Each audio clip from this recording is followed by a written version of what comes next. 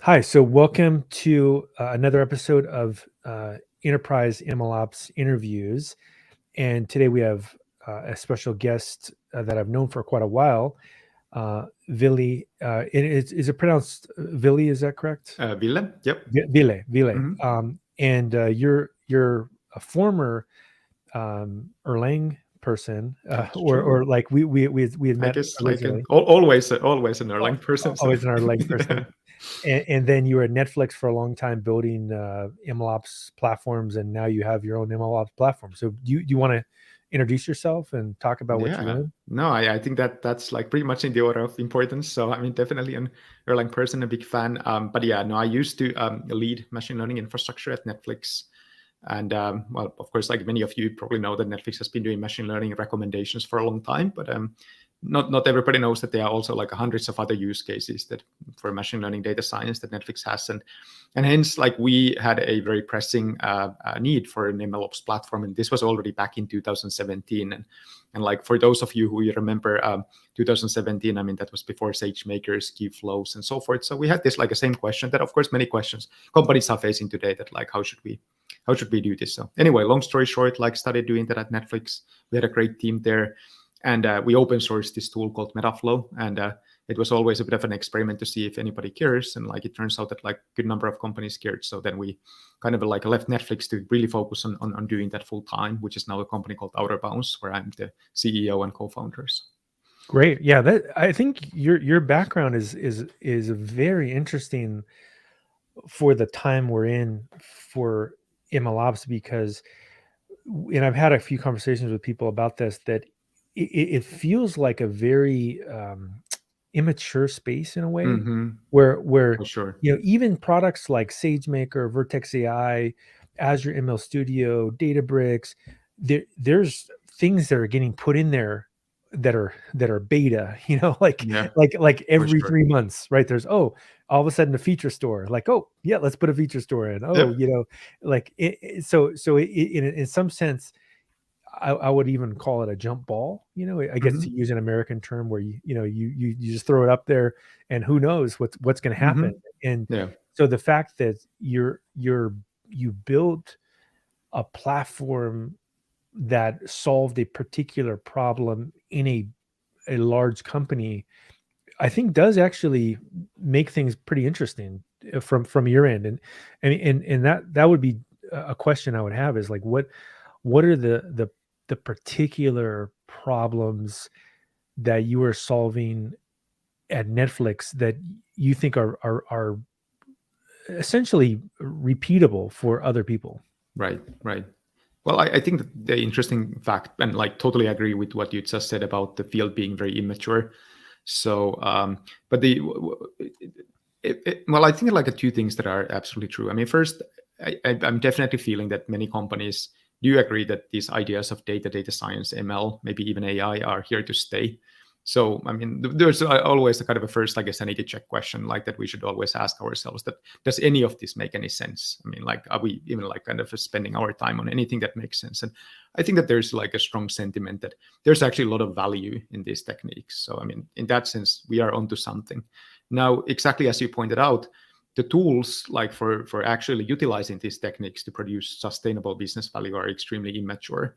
And I think it's also I think it's just a kind of a result of the fact that these are still early days. I mean, like for those of you who you remember maybe setting up an e-commerce store like maybe year 2000, 2001, I mean, it was really like quite a painful experience. All the frameworks were extremely immature. Setting up payments, oh my gosh, I mean, like back then was really hard. And of course, I mean, the world is now way different 20 years later. And the same thing with MLOps. I mean, again, I mean, we are onto something that is actually quite meaningful, but I mean, it's still early days. All these, and like as an industry, we don't quite know what is the right recipe. But like, what to your question, that like, okay, so like what are the things that like really kind of like what all companies see is that, well, the problems are equal. I mean, everybody has the problem that even the organizational setup is not clear. Like, what are data scientists supposed to be doing? What are data engineers supposed to be doing? What are platform engineers supposed to be doing? And then of course, like the tool chain as well, that okay, I mean, like what kind of tools we need. I mean, do we need an experiment tracking system? Do we need a compute layer? Do we need an orchestrator? Like, and it's a kind of like a big mess of all these tools. And Yeah, no, I mean it's kind of at the same time it's definitely frustrating, but at the same time it's quite exciting as well to see how the whole field develops. Yeah, and I agree with you that because there has been a period of time where people have been skeptical of artificial intelligence. And when I was working at Caltech in the early 2000s, I remember a computer science professor there. I was trying to get advice about artificial intelligence because that was something I was really interested in. And he said, "Don't waste your time." Exactly. Basically. Yeah. And this was 2002, I think. He was Yeah. saying, "Yeah, it's dead. Don't even worry about Yeah. it." Yeah. But I agree with you that data science, artificial intelligence, for people that are in the space, I think it's very clear that they're not going away. And That's it's right. not going to be an AI winter, and that the tools, the products that are being developed are, I think, shocking in the effect they're having. I think both good and bad. And like, I think some good examples would be the Copilot tool Hmm. from GitHub, and also Code Whisperer from AWS. Those kind of tools, once you start to use them, you realize that there's no way people are going to accept not having those tools That's right. because Definitely. they're too good, Yeah. right? And so, yeah, in that sense, I totally agree with you. I think that is not necessarily immature. Like Yeah. that some of these LLMs, large language models, are actually very clearly solving problems, and they're going to get better and better and better. But it's obvious the space they fit in. The part that we're maybe talking about a little bit more is that, how do you actually get a team of people Right. to work together on a machine learning project? And what are the sticking points, and what, how do you actually do a product? And I think your analogy about the e-commerce is on point, because I do remember that period of time. And I Hmm. even remember right before that. So when I was in high school, I used BBSs. Hmm. I don't know if you ever used those. Yeah. Yeah. Where I dialed in, and I would get into a text, you know, uh, a real, what is it, role playing game where Hmm. you would Yeah. ask, Like Legend of yeah, the Red Dragon, mods. and Yeah. yeah, Yeah. mods, all that kind of stuff. Yeah. And then right after that, the Mhm. internet, came alive. And then I remember people that I knew were talking about like DNS servers, and like a DNS server Yeah. was like a mythical creature of, it was like DNS. Oh my God. Yeah. It Yeah. was like, a Yeah. big deal to set Yeah. up a DNS server in like 1995 or something, Yeah. and I think this we're like that with Yeah. the MLOps tooling, is we're at the point where it's all very magical, and it will obviously get better.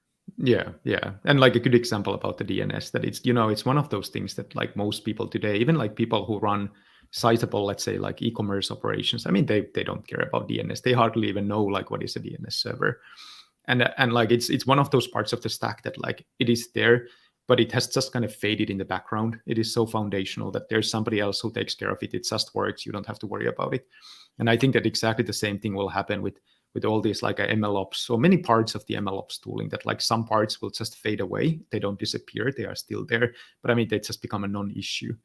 And then the interesting question is that like, okay, like what are the parts that we are looking at today that will actually make a difference even like 10 years from now? And like, what are those things that will fade in the background? And I think that that's also like one big question, that especially like companies who are thinking that like, where should they invest their resources? Like, should they have their own, let's say, engineering team to really invest, let's say, in custom tooling? I mean, it's the same thing as in maybe like a 98, it was a kind of a real question that should we build our own DNS server? And like some companies did. And then the question was that, well, maybe at the end of the day, that wasn't actually the kind of the needle mover. Maybe that wasn't the biggest deal. And now the same thing with the MLOps. I mean, maybe there are some parts, some companies think that should we build our own, whatever it might be. And then like maybe that's not actually like what moves the needle, but it might be something else. Yeah, well, that is an interesting problem right now, which the build versus buy it. And one of the things that makes the problem more tricky is that the most companies are using cloud computing, And I remember when cloud computing and you, I know we're kind of around the same time working in, different industries in the Bay Area, that it was controversial for a little bit. Like Yeah. cloud computing was like, oh no, the cloud, it's bad. Mhm. And then it's now become obvious that That's most right. people should use the cloud. But one of the things that's complicated is that, and I try to be really honest about it, is that I think the cloud by itself, some of the products seem like they're an easy fit to just grab. Like a good example would be AWS Step Functions and AWS Mhm. Lambda. They're just amazing. Like Mhm. like you put these things together, you build these tools, and it's just obvious that they're good tools. And there's Right. good instrumentation and all this really nice stuff about it. They're event driven. And then when you get into more complex products, I think the sometimes the cloud vendors, I think this is where they could benefit from specialists. Yeah. And I think a good example would be like, a data lake, S3 by itself, like, maybe you want something on top. And then, Yeah. or with Redshift, their data warehouse, like, well, there's Mhm. maybe there's like a specialized tool. And so I think that's one of the really big challenges, is that you have the cloud vendors, which most people are already on. Then you have the concept of build versus buy, and then you also have the concept of the specialized Indian platform. Right. And I think many companies are just really struggling, like, well, Yeah. which one of these three do I do, or do I do a combination of all of them? Yeah, exactly. And I think like one interesting thing about the cloud is that uh, like we still have one noun, we call it the cloud. Although I think now after, I think it has been like 20 years of AWS, like it should be clear that there are actually multiple layers of the cloud. We have the low level services, like what you mentioned about the S3, EC2, like just works, like rather uncontroversial. Like, I mean, one can argue about the cost efficiency, but in many cases, quite cost efficient as well. Then we have this like a mid-tier services, like maybe RDS, maybe you get the database, like might be something networking, VPC, stuff like that. And then you have this like a high level services, like maybe SageMaker, and like kind of you have a quick site and like all these things that they provide. And now, well, kind of they are all part of the cloud, but I mean, like realistically, they are very different tiers of services. And I think like it totally makes sense for most companies to use the low levels. Many companies totally make sense to use the mid level. Then at the kind of a top level, I mean, yeah, maybe some cases, in some cases not. And I think having that more nuanced understanding of the whole thing helps. So. Yeah, that's a good analogy, and it reminds me a little bit of going to either like a Walmart or a Costco, Mm-hmm. because in some sense they have a lot in common with, let's say, AWS. Like if Mm-hmm. you look at Costco or Walmart, in that if you go into a Walmart, I don't go into Walmart that often, but if I Mm-hmm. do happen to go into a Walmart, I'm always shocked at how much stuff they have. Like, wow, you have like literally Yeah. everything. There's usually a vendor for a product category. But to your point about the different tiers of, the lower level, middle, and higher end, especially on Walmart, you're not going to get a premium product typically. Sometimes Yeah. you will, but it depends on what problem you're trying to solve. If you're going to get some washer fluid for your car, Right. like, do you care if it's premium? Maybe most people don't care. They're like, Right. I just need some bugs are on my windshield. That's right. I just want to get some blue liquid. Yeah. I want to put it in there. Now, if it's I don't know, like you know, maybe some kind of a tire or something like that, and maybe you have a sports car. Maybe you don't want that their middle tier Yeah. tire.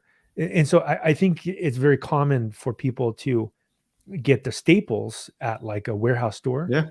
right? And then there's just certain product categories where they're like, I don't want to buy, or let's say a grill. Like you go to Walmart, maybe you don't want the grill they have. It's not fancy enough. Like you want Yeah. a really good grill. Yeah. And I think this is the case probably for it. I think it could turn out like this for I think so data too. and Yeah. machine learning. Yeah, I totally think. And, I think interesting, like kind of maybe overextending the analogy, but I mean, it really so much depends on the person as well. let's say, I mean, like, yeah, I mean, maybe it makes sense for everybody to buy potatoes at Costco, totally fine.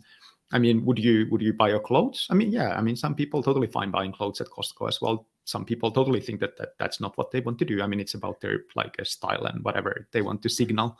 And it's the same thing with companies. I mean, maybe some companies, given how they want to leverage data science ML, I mean, like using some off-the-shelf easy tool may be totally adequate. I mean, some companies absolutely think that like given like what kind of role ML and data science plays at their company, I mean, it is not appropriate. I think that this is going to be the future, that it's going to be very diverse. I mean, it won't be one size fits all.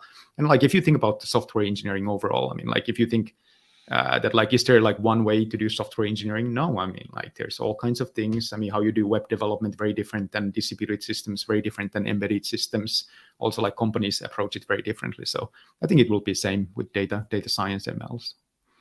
And you're, so I know not that much about your particular product, but one thing that I believed I had read was that there is a first party integration with Azure. Is that correct? Yeah, no, I mean, super excited about that. So like we started, I mean, Netflix, as many people know, is kind of has been an AWS user for a long time. We started with AWS, and of course, like one of the questions we started hearing soon is that, okay, does it work also on Azure? So now we have Azure support, like a GCP support coming. So again, like goes back to this idea that at the low layers, at the lowest layers, like all these clouds provide actually like really kind of a good foundational services. And of course, there are interesting nuanced differences between Google servers and AWS instances and Azure servers. But I mean, by and large, I mean, there are other business reasons why you might choose one cloud versus the other. But at least like at that foundational layer, like you should be able to use them. And then layer like a systems like, let's say, Metaflow on top of these layers. And of course, like one thing that number of companies are now excited about is this idea of maintaining some kind of optionality like between the clouds. That of course there are like practical reasons why you might not want to have a full lock-in with AWS or with Azure. And technically, like you can at least entertain the idea that like we can even move between the clouds. Of course, that's not always that easy in practice, but that's a good idea. So yeah, I think the part of the I think the tight integration, at least in terms of being able to use a service in the cloud platform, to me has been one of the things I'm looking for when I'm using something. So, for example, I know a good example would be Databricks on Azure. I don't know if you've had a chance to use it, but the integration is very good. Yeah, and that right. I think from a lot of my time now is I'm spending teaching machine learning operations or data engineering to students at Duke, and so when I'm teaching, you know, there is definitely a part of me that thinks about, well, how do I just click a button and then have the students launch a cluster somewhere? And the fact that you can do that with Databricks for some of the like Spark stuff, versus if I had to go to AWS and go, well, I don't know if I want to play around with EMR. It's just, it's too much. There's too much. So the fact that you're going that direction, I do think is awesome, because at least from a teaching perspective alone, I think also from like companies that are doing it, they would be interested in this. But it's so much nicer to be able to essentially have like a rich integration on the cloud. And I do think if a company is doing MLOps and if they're creating an end-to-end MLOps platform and they don't have like that kind of integration, right, I think you're in big trouble. That's right. And, you know, I think it's a kind of this age-old question about software distribution. And like, it is a fact that like the cloud is a distribution channel these days. And like, that is where the software runs. And you better make sure that like it works really well and like you can like get started really nicely on that platform. So it's the interesting thing there is that I think that it has like a surprisingly deep implications to the design of the software as well, and like how you design the software to be cloud first versus something that, okay, I mean, we just take something that we built like 20 years ago and like we lift it to the cloud. I mean, that works, that's fine. But also I think that like the cloud really like provides some affordances that simply weren't possible before. The fact that like everything is so elastic, you don't have to think that, okay, I have these like 200 servers and the whole problem is that how do we manage resources amongst the 200 servers? But I mean, really the fact that, okay, I mean, servers come and go, it's really ephemeral. and like kind of you can also like think about like who can access these servers very differently, because it's not that like a scarce resource and so forth. So yeah, no, I totally think that like that is the way of the futures. Yeah, and to kind of build up on what you're saying, that to me there's three interesting things about the integration. One is that, to your point about the elasticity, I get a little concerned if I hear someone talk about kind of saying, "Oh, the cloud is bad for some reason." Like it kind of makes me worried a little bit because Mm-hmm. of the point you just brought up, which is that to me it's so obvious that elasticity is what you want. Right. I mean, if you design certain applications, correctly, they could be idle for huge percentages of the day, Right. and they only wake up to do some work, and so they can be extremely efficient. And so if someone is trying to convince your company to say, oh no, all of the cloud native capabilities, they're bad, Yeah, like, that's right. I think so. So to your point, I think that is, if I was going to build a checklist for platforms, I would definitely say they need to have a cloud native approach where you can do event driven programming, you can use elasticity. Right. The second one is, that's a big one too, is that it's once you have like a vendor already in your company, like let's say you're using AWS or using Azure, like it's so much easier Mm-hmm. to use a service that bills through the vendor, right? Like Mm-hmm. if your AWS bill was 2,000 a month and now it's $2,500 a month, people in your company are not going to create huge alarms Mm-hmm. and say, what are you doing, what are they? Like Yeah. but Yeah. if you're spending $2,000 a month, or I mean, I've been at companies where we spend $100,000 a month on AWS, Right. but if you're spending a bunch of money on AWS, the CFO might come to you and say, hey, what is this? Who's this vendor? Right. What are you doing? Like what was, so I think that's another one that I think companies that are not thinking the cloud first approach are not fully thinking through the problem, which is that they've already got the billing set up. So Yeah. it's going to be much easier for Yeah. them to sell this into their company, and you can get evangelists. And then the third, which I've more thinking of this from a professor, is that at some point the new people that come into the workplace are going to be the evangelists for things. And the last several years, I've been teaching thousands of students about cloud computing, and they all go into Google or AWS or Microsoft, Mm-hmm. and get jobs there. But if the companies that are trying to build these products are not where the same thing, the university, if they already have some educational resources for AWS, educational resources for Azure, like in the case of Azure, actually, one of the things that's really interesting about Azure is they have extremely good educational support. Like Mm-hmm. Mm-hmm. like AWS is very good too, but Right. I would say Azure's educational support is just amazing, Yeah. between like GitHub and between like Azure. And so you can create labs that are very easy for a university, Yeah. and then the students can just pick services and they can implement those services. So I think there's some non-obvious things that happen when you have a tight integration with the cloud that is very helpful to MLOps companies. Yeah, no, totally, yeah. And actually, like maybe just to kind of a pile on the things you mentioned. I mean, it's just like also the security governance policies, and that's another eternal headache for companies. That like how do you make sure that like things are secure? How do you make sure that like we have our governance applied uniformly and so forth? And those things are really hard to enforce in like classical enterprise environment where everything is fragmented.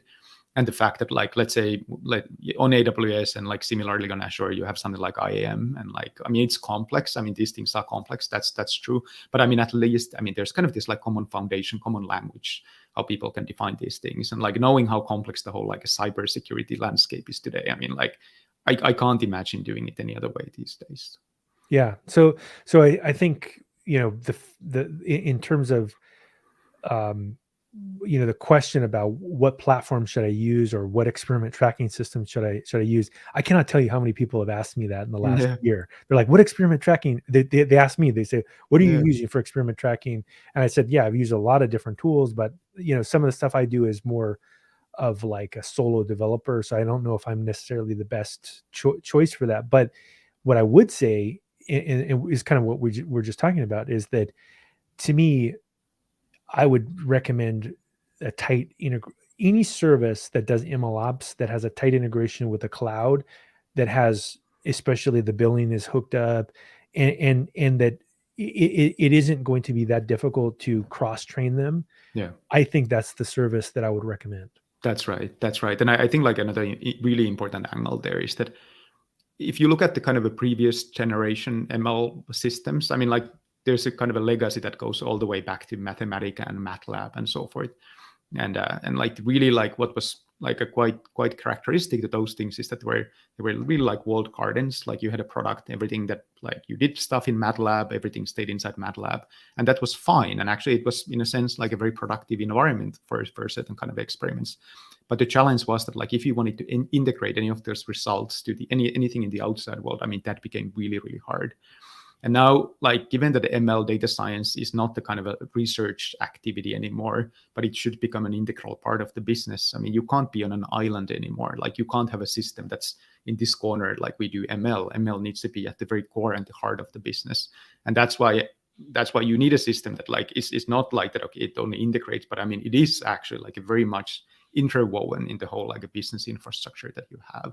And so it means that like whatever your engineers are using, I mean, it really nicely needs to integrate with that, whatever policies, whatever security, I mean, like it all needs to come together nicely. And that's why any kind of a notion like where you have like, okay, here's our like ML walled garden. I mean, that is challenging, because how are you supposed to produce business value with that? I mean, like the idea that you get CSVs out, I mean, that sounds like a very like early 2000s. So Yeah.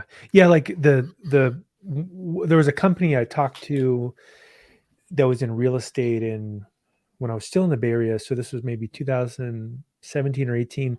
And when I was talking to them about MLOps, although I think people weren't calling it MLOps at the time, right. they were talking about putting models into production. Right. I think they mentioned that, well, we have a team that's in Texas and they're doing R.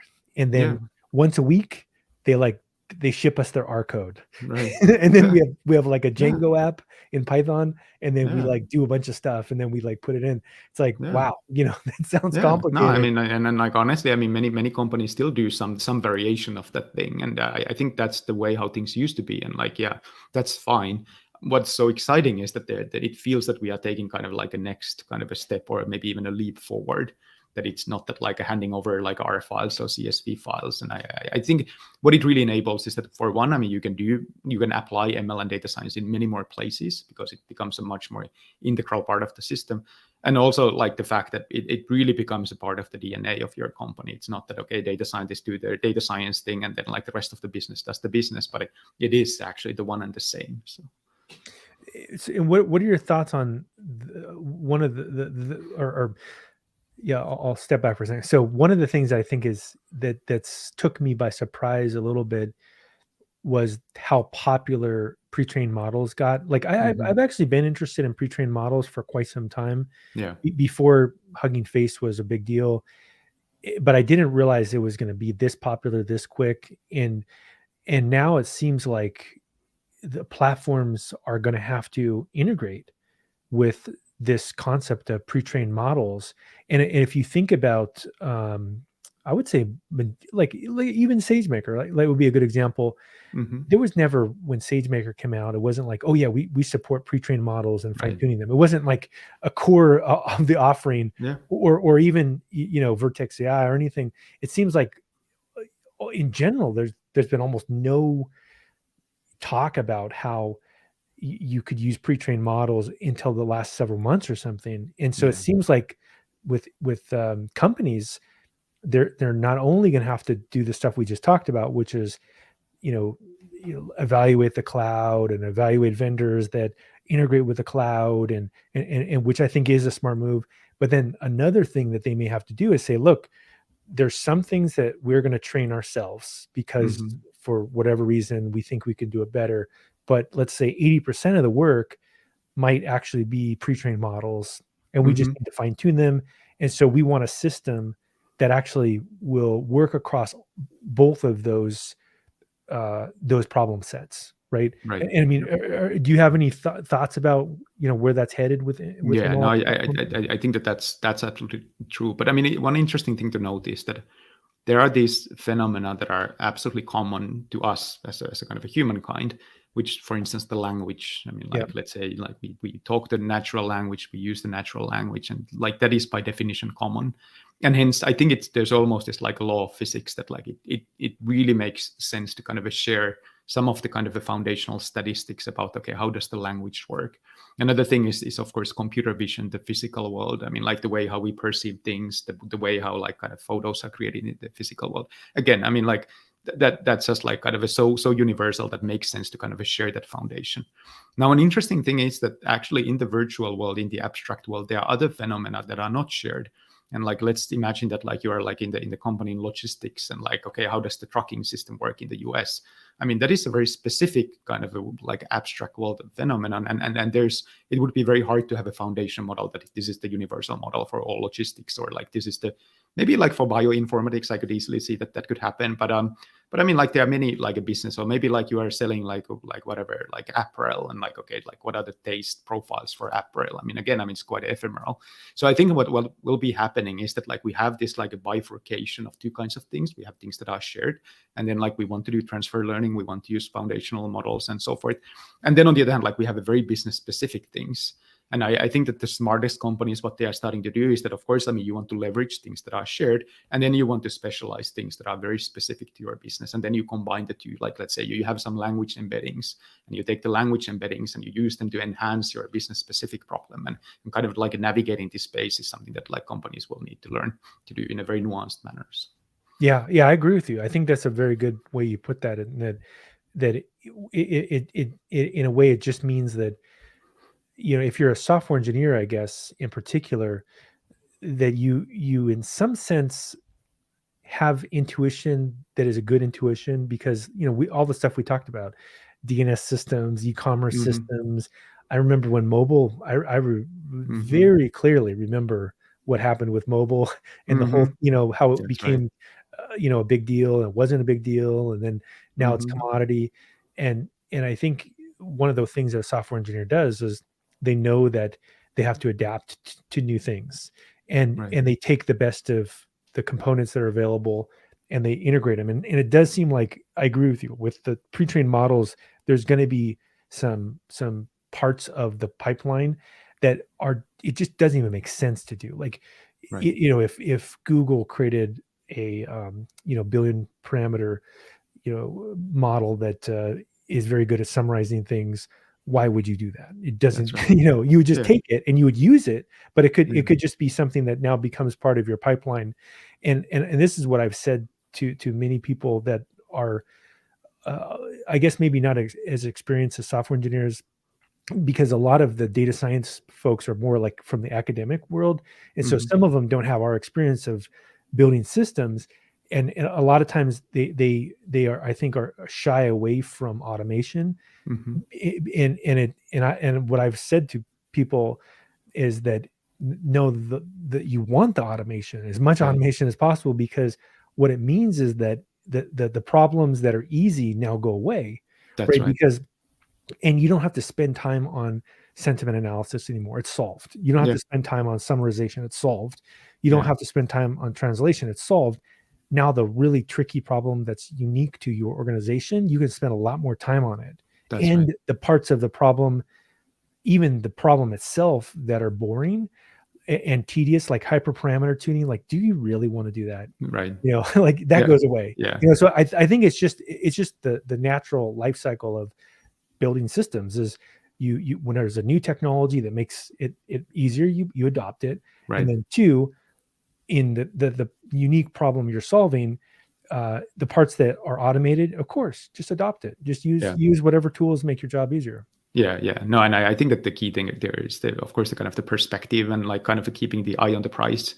And like, of course, like if the idea is that, okay, I want to go to work and like the job is that I sit down on my laptop and do hyperparameter search. Of course, like if somebody comes and says that, okay, I mean, like here's a tool that does it automatically, it feels kind of threatening. But if the idea is that, okay, I'm here to kind of build some amazing user experiences, I'm here to kind of help my company to make more money, I'm here to maybe help myself make more money, advance career, I mean, then of course, I mean, like probably like just focusing on hyperparameter tuning is not what you are supposed to be doing. And I think that there's always the fear that like somehow maybe there's a bit of like innate fear that like, well, I mean, maybe the thing that I'm good at will get automated away. But if software engineering is any proof, I mean, like it won't happen. I mean, it's just that like kind of the level of expectation just like a shifts one level up. And like there are people who used to be whatever database administrators, like, I don't know, like 20 years ago. And like now they kind of do similar things, but maybe with the cloud or something. So yeah, no, I don't think that like any data scientist should be afraid of automation. And indeed, it is very much of your friend. And I think when I have worked with data scientists, I mean, like at the end of the day, everybody loves the fact that like the things we do actually benefit people around us. And like it is so rewarding when you see that the thing that you build, the models that you have developed actually like kind of make the experience more amazing, like kind of produce something amazing. So I think that, and the automation is the key to that. So I think that the faster people can get to that feeling, the better. Yeah, I agree with you. And the other thing I think that's interesting about the hyperparameter tuning is, and one of the things I've said to some people about this problem is that if you do everything yourself, let's say you can train one model a month, or if you embrace the automation, you could train 100 models in a month, Right. or maybe 1,000.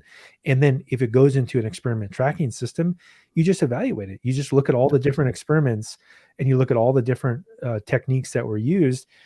And in a sense, it's like it would be foolish not to use that. That's like, right. why would you not? I mean, that's science. I mean, that's Yeah, basically how it's a scientific method. That's right. And I mean, this is the same discussion we have had like in the early days. I mean, people said that, of course, I mean, like I want to code everything in C. I Yeah. don't want to touch Perl, Python, like whatever, because I mean, like, oh my gosh, look at the string handling. I mean, I can do it so much more optimally when I do it by hand. And then at some point, like you kind of realize that actually like counting the bytes really doesn't make any difference, and really doesn't make any difference at the end of the day. And then you realize that I can just like embrace these like a higher level abstractions, and I can do so much more, and I can be so much more productive. And like, I mean, it's just like all around so much better experience. Yeah. And it's funny. I've noticed when I work with people that are in the low level, like they're, let's say you've got 20 years experience and they're C++ programmers. It's interesting because they see the world in a very different way. Mm-hmm. And in some sense, the mental skill necessary and the exertion mentally to Mm-hmm. think about, all the things that are happening in a C++ program, and, oh wait, did I allocate this memory correctly? What about that thread? Is this thread, is it, is it locked, or, all these different things that these are obviously very intelligent people, like That's right. extremely intelligent people. But I do wonder sometimes when I'm working with, I mean, there's cases where you have to have these C++ experts because it's necessary, like they're working on something. But it's sometimes when I'm working with someone where it's not as obvious that the company should be doing C++, for example, I do wonder, like, wow, that's a brilliant person. What if they were just a layer above? Right. Like, Yeah. like what could they come up with? Yeah, that's right. But I mean, one thing that I think it's absolutely like necessary to mention in this context is that I actually think that like we probably need more C++ people in absolute terms than before, because I mean, honestly, I mean, I really do have to thank everybody working on the internals of TensorFlow and internals of PyTorch. And I mean, those things don't happen by themselves. And of course, like we are only able to kind of stand on the shoulders of those C++ giants that actually created these libraries for us. And I know that there are amazing low-level hackers, let's say at NVIDIA, creating like whatever GPU drivers and like CUDA and so forth. So I mean, absolutely. I mean, and if that's what you want to do, I'm sure that there are many opportunities. But what it means is that, of course, I think that there's this like kind of a relationship that there will be 10 times more people that are needed like at the layers above. And like if you think about those like a real world kind of like more like a human facing interfaces like versus the machine facing, I think that like we just need way more people. And again, I mean, it's just exactly the same thing as with the web stack. I mean, still of today, I'm pretty sure that there are people who actually create DNS servers. I mean, somebody's hacking all that DNS stuff even today. But I mean, like there are probably, I don't know, like how many, like 100 people in the world, and then there are like 100,000 building web applications on top of that. So the same deal with data science. Yeah, I think some actually some experts from Netflix, maybe even know some of them, have a company called NextDNS. Have you heard of that company? No, actually, I haven't. But Yeah, yeah, it's actually a very interesting DNS service. I use right. it, and the reason why I use it is that it gives you all these additional features in DNS. So like I Yeah. used to run DNS servers like a long time Yeah. ago.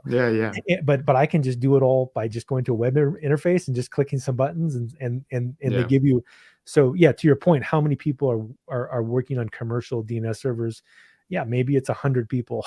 So Yeah. so in a sense, you better really be sure,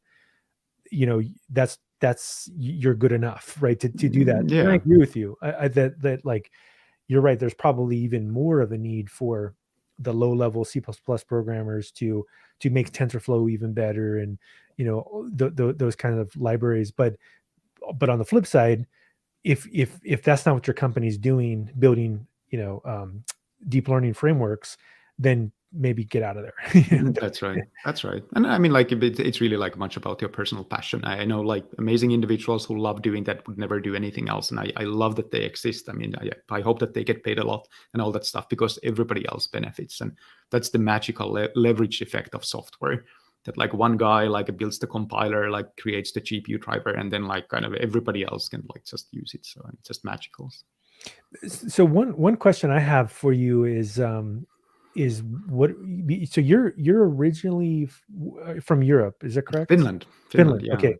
And one of the things I've been noticing is that we're getting this the world is changing very rapidly, in that even in the last several years people can live anywhere they want.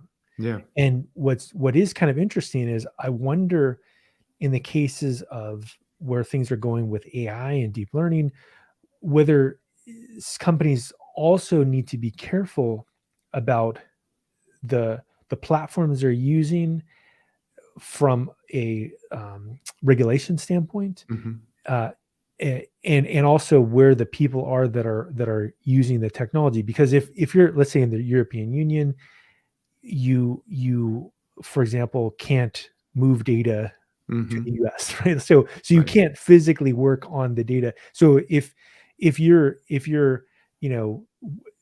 for example, don't have an easy way to handle that, where the cloud vendors do actually make it fairly straightforward.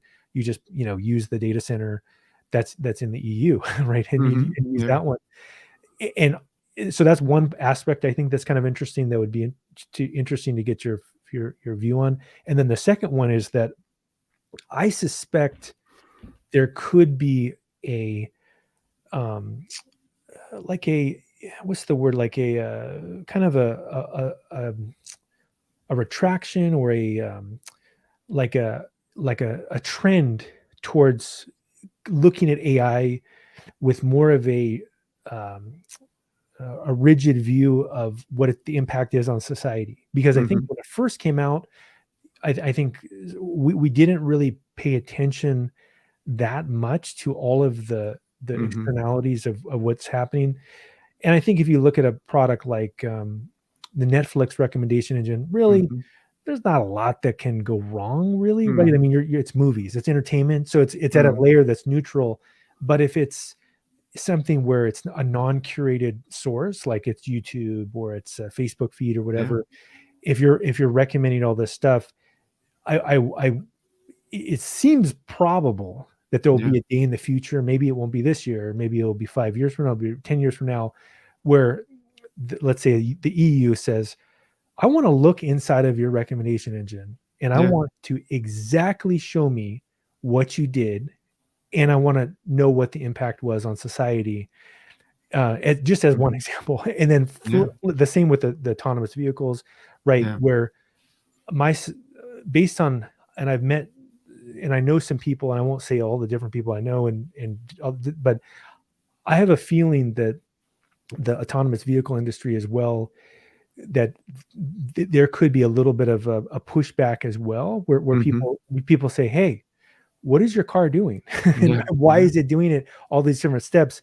Yeah. And so I guess the question for you is that it seems like this is yet another reason why a company, especially if it's a profitable company, should be pretty careful about Mhm. building something themselves versus Mhm. maybe using a platform, and especially a platform that's on the cloud, because they're mitigating some of that black box regulation risk by using an Yeah. Indian platform. So yeah, do you have Yeah. any thoughts on that? Yeah, yeah. No, I mean, like obvious, like a huge questions that are like yeah, like facing society wide these days, and I think, I mean, like one like kind of a core belief that I have is that I don't think AI or ML or data or anything like gives companies any excuse to escape responsibilities. So in the same way, if you're a company and you are building a product that, let's say, hurts people or discriminates people or anything like that, I mean, like obviously, like if you make those choices consciously, if you tell your PMs that let's create a bad product like this, I mean, that's bad. I mean, you're making a deliberate choice. Sure. And the fact that like you're using models, I mean, it's not an excuse. You can't say that, oh, I mean, we used AI and hence, I mean, like somehow like we are not culpable, we are not responsible. I mean, it doesn't work like that. At the end of the day, they are tools, they are methods, they are techniques like anything else. And now a challenge is, of course, that like our understanding is not yet at the level that like all companies are necessarily capable of making those informed judgment calls, that what exactly are we doing, and that is a problem. I do think that it is probably actually a good idea to have and foster enough diversity that there isn't exactly that like top-down regulation that nobody can do this or nobody can do that, but it more so that like as with any other choices that companies make, I mean, companies they have different like risk profiles, as you pointed out, like let's say Netflix recommendations. I mean, there's a case to be made that it's maybe a bit less risky as like self-driving cars, like, and hence I would hope that these companies then approach the problem differently, and there's a good reason to do so. But in both cases, they have to be like quite conscious. They have to acknowledge the choices that they are making, and I think that this is just a kind of a muscle, kind of organizational muscle that's missing in many places. That, I mean, this far it has been that, okay, I mean, we have the data scientists, they just do something and like, yeah, well, I mean, like we seem to be making more money, so I mean, that seems to be fine. But of course, I mean, that can't fly in the long term. And also what you mentioned about the different geographic areas, the fact that there will be different regulatory profiles. The EU may regulate AI differently than US, probably very different than China, very different than some other countries. And I think it will be exciting to see. It's a huge experiment that's ongoing. But I mean, the main thing is that, like, I mean, yes, I mean, everybody is responsible. And I think even for individual data scientists, I mean, the fact that like this is somehow mathematical or model based, I mean, it's not an excuse to do anything that like wasn't acceptable in the past. So Yeah, and that's the part I think that is something that I don't know if enough people have thought about, is that if your company is doing AI and you have an event in the future where there's a problem, is the thing you did an existential threat to your company? mm-hmm. Now, if you have a platform that you're partnering with, and as the industry gets more mature, and people are getting more and more, I'm sure researchers are going to come up with better techniques to explain models, and all these kinds of things, that you can just leverage all that. But if on the flip side, it's kind of like with the when the cloud first came out, there's been so many data breaches. I mean, like, Mm-hmm. and in a sense, like many of them were pretty preventable, right? Like Right. someone takes a bucket in S3 and it's got 100 million Right. people in it, and they just let everyone have it. It's like, Right. wait, I mean, Yeah. like that. And so I think the same thing could happen with companies that are doing machine learning. It is, on one hand, it's good, yeah, get models into production, but if you don't have a platform and people train on the platform, and in some maturity, that I think it could really be a big problem. And because Mm-hmm. I don't know Yeah. if it would be right now, Yeah. but especially as the regulations, and it could be from the EU, because to be totally honest, I think the EU has done a better job Mhm. with regulation than the US. Yeah, And, yeah. and, Very and cultural difference there. So yeah. yeah. And if it is the case that let's say that, companies that are doing classification for credit, like Hmm. that, maybe now the regulations will be, the regulation of the future will be different than we are now. And what if the explainability requirements are such that you basically would have to delete everything you did, right? And Yeah, so I think that is something that I just have not heard that many people talk about, but yeah. that companies should be thinking about future regulation and how they would handle it if they did get additional requirements about explaining their model. Yeah, no, that's true, and I think it like the understanding of those issues. I mean, is there, but I mean, it's very unevenly distributed. I know that like there are some companies who are very acutely aware of the situation, take it very seriously, are quite sophisticated about it. I mean, some decide to be very conservative because they want to avoid the risk altogether, and then like some companies are more like laissez-faire. I mean, like yeah, I mean, like let's see what happens, and I mean, arguably, I mean, it is the same thing, of course, like with other things as well. That like, yeah, I mean, it just depends on the risk profile, the kind of overall like a level of sophistication and responsibility at the company. But the main thing is that that I mean, like, I don't think that like any fundamental way AI and ML gives anyone any excuse to kind of behave any differently. And I think like one of the interesting challenge is, of course, to kind of on the other side, like how do we police these things? How do we detect? I think that that's one of the biggest challenges, that the failure patterns become so much more subtle. That, like you mentioned, for instance, the kind of the credit risk or something. I mean, like let's say if there was a bank and they consistently declined to give credit to certain people. I mean, well, maybe that would be quite obvious, and there would be some journalists that would see that. But I mean, like let's say if there's a subtle bias, I mean, maybe let's say it's a kind of a 60-40 type of situation. How do you detect that? And that is an interesting challenge. And I think also on the other side, like when it comes to journalists and like, of course, governments, everybody else, I mean, yeah, I mean, we do need to become more sophisticated and also like policing and like kind of eyeballing that, like what is going on in the industry. And I think a good example there is like, for instance, I think it's like a SEC like looks at the kind of insider trading in the stock market. I mean, like people try to be very clever with that. I mean, they are like also the other side. I mean, it's kind of an arms race type of thing. The other side's like becomes more clever as well. That unfortunately, I think that that's the world we are entering. That yeah, I mean, there's the arms race, and like both sides need to become more sophisticated. Yeah, I mean the AI stuff in America that I think is the two ones that I think that are a little bit troubling are, I think, autonomous vehicles. Um, there are some real question marks in terms of the ethics of it, in particular, like if you are legitimately thinking that your technology will save human lives, is it really up to you as the owner of Yeah, the company to say, well, it's okay to kill two pedestrians that's right. if we That's, save 1,000 yeah, drivers? I would say no. I mean, yeah, it kind of depends on, like, ethically, but the pedestrians didn't sign yeah, a waiver that says I'm okay with being in an experiment where I might die to save 1,000 people. And yeah. and actually, I heard a really good analysis of this from the Sam Harris podcast. He was talking to somebody about ethics, and he mentioned the classic example of the trolley problem that's more realistic is that if you went to your doctor, who's a surgeon, and they noticed, I'm almost 50. So they say, oh, look, you're 50. You had a good life and your organs are great. And I Mm. know 5 people who could use them.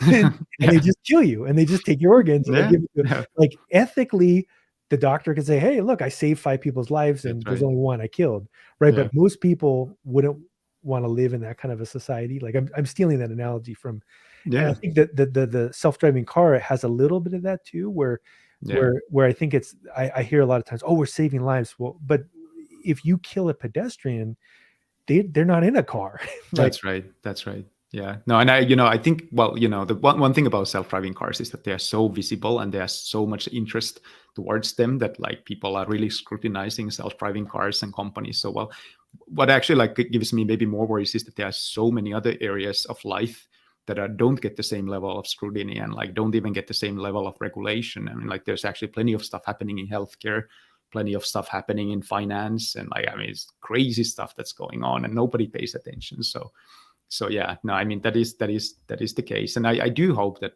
like we do need to increase the level of sophistication, like on the people who pay attention and like make sure that they have the tools also. Actually, they should have, I mean, the one thing also, like why I've been always excited to kind of make these things available as open source is that it is a worrying world, like where it is only like a few large companies that have access to the best tools and have, like, let's say, access to the large enough compute so they can do these things, because that creates a very lopsided situation that then like even like the people outside can't even like quite understand what's going on, and they never have the capability of doing so.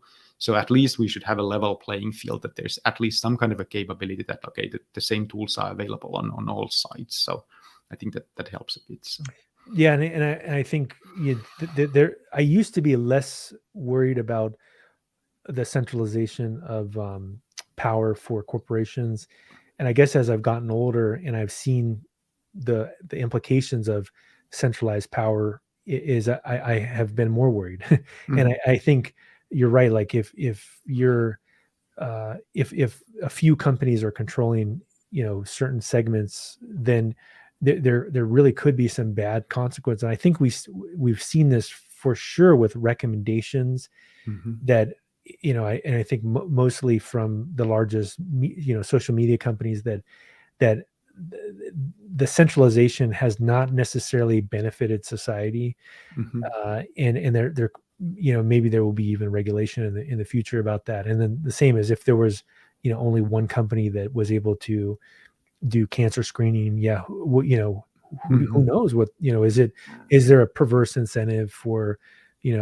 certain screenings to not be taken seriously, or all these ethical things that happen, where if you're able to reproduce what the larger companies are doing through open source. Yeah, I think that's a very good point you bring up. Yeah, and then it's not only the code, but it's also data. So of course that's the interesting side of the equation now, and that's the difference compared to the previous open source movement that of course was hugely successful. I remember in 1990s everybody was super afraid of Microsoft and the Microsoft being so dominant with operating system. But I mean, that problem kind of went away. I mean, the operating systems kind of stopped mattering, and anyway, like Linux took over the world through free software and open source. But now the data is a kind of a new element in this equation, that it's okay. So the code is available, and maybe the compute is available, like through the cloud, which is amazing. But I mean, now the kind of the missing piece is about the data. How do we?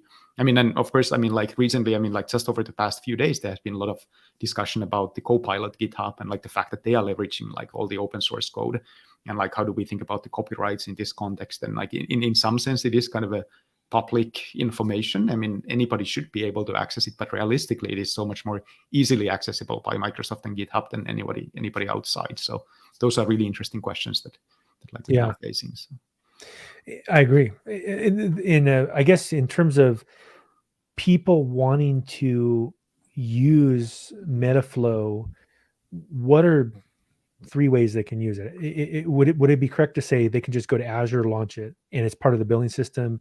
2, they can just download it from GitHub, and then 3, they can just go to your website. Is that would those be the 3 ways, or are there? Yeah. I mean, like pretty much the easiest thing is that you go on your laptop, you write pip install Metaflow. I mean, the easiest way to get started.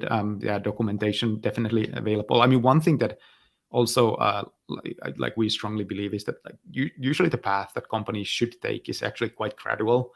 That like, I mean, and I think that causes a lot of like unnecessary anxiety, like with students and like with companies, that there's a feeling that, oh my gosh, like Google is there, Netflix is there, and like I'm here, and there's such a big gap. Yeah, sure, but I mean, you don't have to be Google, and like that's not what you should be like striving towards, anyways. But it's more so that, okay, I mean, like I do pip install Metaflow today on my laptop. Okay, I'm actually like able to kind of do much more than I was able to do yesterday. Then what are the next things? Okay, I mean, I can start doing this on Azure. I mean, okay, I execute this Terraform and I can do this on Azure. That's a step forward. I mean, now the next thing is that like, how do we make sure that this is reliable? It runs every night. Okay, I do the next thing, and so forth. And you kind of take these baby steps. And I think like one thing that often goes underappreciated is that it's not only about the technical stuff. Do we have the technical capability to go from 0 to 100 like in a day? But it's also the organizational muscle. That, let's say, I mean, like, what does it actually mean to build a model? I mean, what does it mean to actually like test that it actually works? What does it mean to have an A/B experiment? And all these things, I mean, it oftentimes involves like shared understanding between multiple people, like the data scientist, maybe the product manager, maybe the leadership. And that doesn't happen just by people installing anything. So I think that's why, I mean, taking those like a step-by-step approach is kind of probably healthier for most organizations. Yeah, I agree. I think that, one of the patterns that I would say is an anti-pattern for end-to-end MLOps is if someone can't try out your products by doing like a pip install or downloading a Docker container or something, Yeah. that's bad, right? Because Yeah. because if there's only like a web sign up form, then especially for like a student, like let's say a student could potentially be an evangelist for your product, right? And Yeah. if they can just pip install it, then they can try it out in a class project, and then maybe they build a portfolio on GitHub, and then a company that hires them goes, oh look, we're looking for someone with Metaflow experience. So it feels like that feedback loop. There should always be some open source component to it, so that you're basically letting people actually learn your product for free, right? And they could potentially be, unpaid evangelists. Yeah, no, and I think that this is kind of the big learning that we have had, like as a whole, like industry over the last, I don't know, like 30 years, that like there's a reason like why, let's say, all databases are open source these days, and there's a reason like why there's a bit of an expectation that like, well, I mean, maybe operating systems are oftentimes open source, and like many other pieces of this, especially the infrastructure stack. And I don't think that like ML like will be any different. Now, there are like a concerns on top of the stack that like many companies decide that, okay, I mean, we want to make sure that this integrates with the Active Directory. Okay, maybe we pay someone to do that. And I think that that's, of course, the kind of a business model that like seems to work well for many. So that's fine. And that's, of course, like what we are doing on our side at Outer Bounds as well, that, okay, there are companies who are really serious about this. They don't want to have like their own engineering team to do all this for them. So that's fine. Like, we are happy to help. But then like for those companies who feel that they are capable and interested in running everything in open source by themselves, I mean, that's great. I mean, like super welcome for everybody to do that as well. So. That's good. Yeah, you definitely convinced me to play around with pip install Metaflow. Yeah, I like that. awesome. Yeah, And you also wrote a book recently for Manning, right? And yeah, that's right. is it basically teaching people how to use Metaflow? Is that the essence of it? Yeah. No, I mean, like the whole stack kind of like, I mean, the idea was that, okay, it's not only like the Metaflow, the missing manual type of thing, but I mean, like also like having a bit more like a systematic, like a point of view that, okay, so how should we think about the whole stack? Like, what are the essential components? I mean, like, even if you don't use Metaflow, I mean, like, what are things you should be thinking about, like when you think about MLOps? And I know that this is, of course, something that like you have been advocating and really helping people to understand that, okay, I mean, like, how should we think about data? How should we think about compute? How do we train these models, so forth? How do we think about the orchestration? These are not like a singular like a processes, but I mean, it's a kind of a whole like a workflow of things. And how do we think about the versioning? It's not the kind of a single kind of a shot thing, but I mean, it kind of grows over time, and so forth and so forth. And I think that the much confusion today like comes from the fact that like people don't have a consistent mental model, but it seems that, oh, I mean, there's the experiment tracking thing and there's the deep learning platform, and like, how do these things like work together? And like, if you kind of take a few steps back and like you see that, okay, what are really the foundational needs here? I mean, okay, we need data, we need compute, we need these things. So I think it's somehow, I mean, the kind of a dots start getting connected. At least I would hope so. And I would say in terms of the other thing that I've been very curious about with end-to-end MLOps is that it seems like this love affair with Spark and a love affair with virtual machines are maybe misplaced. I mean, just my opinion, which is that I'm hoping that the MLOps platforms of the future are more event driven, and that they're lazy, right? Like where you don't have to actually spin up huge clusters. And I mean, and that might be another, because I'm going to right after this, I'm gonna play around with Metaflow. But what are your architectural thoughts around the more event driven versus the Spark or virtual machines? Yeah, I think that there's a bit of an evolution there. And I mean, like for those of you remember like the whole like a Hadoop MapReduce big data boom, like that maybe started 2004. Google published the MapReduce paper. And like, of course, and that even like was motivated maybe by the previous generation, like high performance computing systems and so forth. But all of them were built with this idea that like you have a finite resources, you have few racks of computers, and then like you need some kind of a management layer to kind of basically like hand out resources like from that like a finite fixed cluster. And that was like what Hadoop was kind of the big innovation there, is that like you can use commodity hardware, like you don't need to buy like from IBM. So that was the big innovation 2004. Then Hadoop kind of was pitching that idea, and then like a Spark like really directly evolved. I mean, they still like use many of the internals of that system and kind of took one step forward. And like, I mean, like Spark is a big improvement over Hadoop. I mean, no question about that. But I think like now we are taking a step beyond, and like especially like the big architectural difference there is that like we are not dealing with these fixed size clusters anymore. And exactly like you said, I mean, like now compute is becoming more ephemeral, and like most data scientists out there like just feel that, okay, here's a cell in a notebook, here's a Python function, somebody just go and execute it. I don't care how it happens, I don't care about servers, I don't even care about Docker, but here's a Python function that includes the business logic that I care about, somebody go and execute it. And I think that is the right level of abstraction as of today. And I think that that's like what the future systems will be like. And it's kind of like a surprising that this has taken this long, because if you think about it, kind of a no-brainer. I mean, and it's not only that, but also the fact that like the code that you write should be rather idiomatic Python or whatever language it might be. You should be able to use off-the-shelf libraries. You don't want to kind of rewrite. There was like I don't know how many PhDs were written about how do you do machine learning on MapReduce. It's kind of an interesting intellectual exercise, but I mean, not what most people want to do. I mean, just let me do the simple, straightforward thing. Let me use pandas, whatever it might be. And then it just works. So I think that is definitely the direction. So, and is that something that you're kind of going towards with oh yeah, Workflow? 100%. I mean, that has been the idea since the very beginning, that like as of today, like we integrate with the system called AWS Batch. So you write a Python function, then you can use AWS Batch, let's say on AWS, and like the same thing with Azure, like it just like runs on like AKS or something, and you write the function as a data scientist, the function gets executed, and that's all you have to care about. And most importantly, I mean, you don't have to learn a new paradigm, you don't have to learn new abstractions. And also like engineering wise, I mean, the big deal, and like Netflix used to be very, very sophisticated with Spark. They had dedicated Spark teams and so forth. And always the kind of the pain was that when something failed, are you able to understand what failed? And that was always the problem with these complex distributed systems, that like, well, when it worked, it was nice. But when it didn't work, I mean, it became like just like impossible to understand. And that's a big difference with this function approach, that like typically when something fails, I mean, oftentimes it might be actually something in your business logic. Maybe your data has nulls or something, but then the errors are understandable. And like you are able to see that, oh, I mean, now I understand. I mean, this is because of the whatever pandas thing I did, or like whatever data I had, and I can debug it by myself. And it's not some like a cryptic Spark error. So.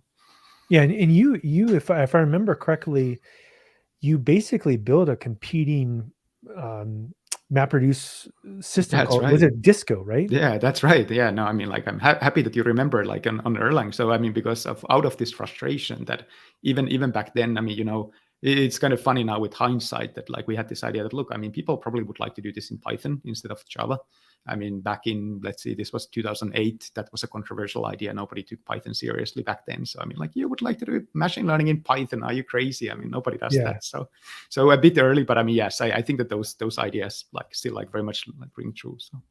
Yeah, I think I agree with you that the function approach is the future, and that's why things like AWS Batch, Lambda are just they just make sense. And it's funny because I wrote right as I left working at a company as a CTO, I got into consulting, and one of the companies I worked for, they wanted me to build a computer vision pipeline from zero that used some proprietary computer vision technology that stitched together VR systems. So like they would take like 96 camera shoots and then stitch them all together, and you could walk around and so basically there's a need for like a heavy compute infrastructure, and it had to do it very, very quickly, and it had to work around the C++ code. And so what I did was on AWS built a essentially AWS Batch before it was available, because AWS Batch wasn't available at that That's time. right. Yeah. And I wrote a pretty cool like batching system that handled like thousands of spot instances, and the instances would wake up and they would talk to SQS and get their work. And then it had to have all. I had a Lambda function that I called the arbiter that was sitting and watching everything and balancing things if they got out of hand and telling certain jobs to end. And anyway, it was a cool system that I had a chance to build. But then they built AWS Batch, and I was like, well, I don't even need this anymore. Yeah, no, and like honestly, I wish that they kind of a dirty secret like that AWS doesn't want you to know is the fact that like AWS Batch doesn't cost anything extra over the EC2 instances. And that's actually like a key difference to SageMaker, where you have to pay 20-30% more, like although they are like the same underlying instances. So it's not exactly kind of a cash cow for them. But I mean, that is kind of the abstraction that like many people in this field like kind of need and want. And that's why we kind of want to provide an easy interface for that. And like, of course, I mean, that is just an underlying component. You can get the same experience. Like, let's say if you have somebody takes care of the Kubernetes cluster for you. So, I mean, there's nothing magical about that, but that kind of abstraction is really kind of, I think that like it just makes sense, like in the context of building the software. Now, I think like some people would even push back and say that, why would you even worry about writing the functions? I mean, it's a natural question that, okay, let's not worry about the servers, let's worry about the functions. Then the question is that, okay, why should you even worry about the functions? And then the idea is that, okay, maybe there's even a higher level, maybe declarative interface, or like maybe drag and drop something. And at least my experience this far has been that many of these real world machine learning pipelines actually have to have a good bunch of business logic. And you have to be able to express the kind of the business rules, kind of the reality that the business operates in. And that's just like a hard to kind of have in a config file, in a JSON, in a YAML, or like maybe in a graphical like interface either. So I think that there's a case to be made that like, yeah, I mean, some Python code is actually probably quite handy, but I mean, not much more infrastructure than that. So. That's interesting. And I guess maybe a last question I would have is, are you planning on doing any kind of a certification? So like a lot of things I push for students, I call this a triple threat, which is they should get a good degree somewhere, they should build portfolio, and they should get certified. And so in MLOps, there's not a lot of certifications right now. So is that something you've considered? And yeah, no, good question. Actually, like, yeah, no, I love the idea. And I mean, we have a super active Slack channel. I mean, like there are over like 1,500 people like asking questions all the time. So kind of people like a bit of like a self-certified themselves. But I mean, I love the idea of like actually like kind of acknowledging that this person has reached a certain level of knowledge. So I mean, that's a good idea, definitely.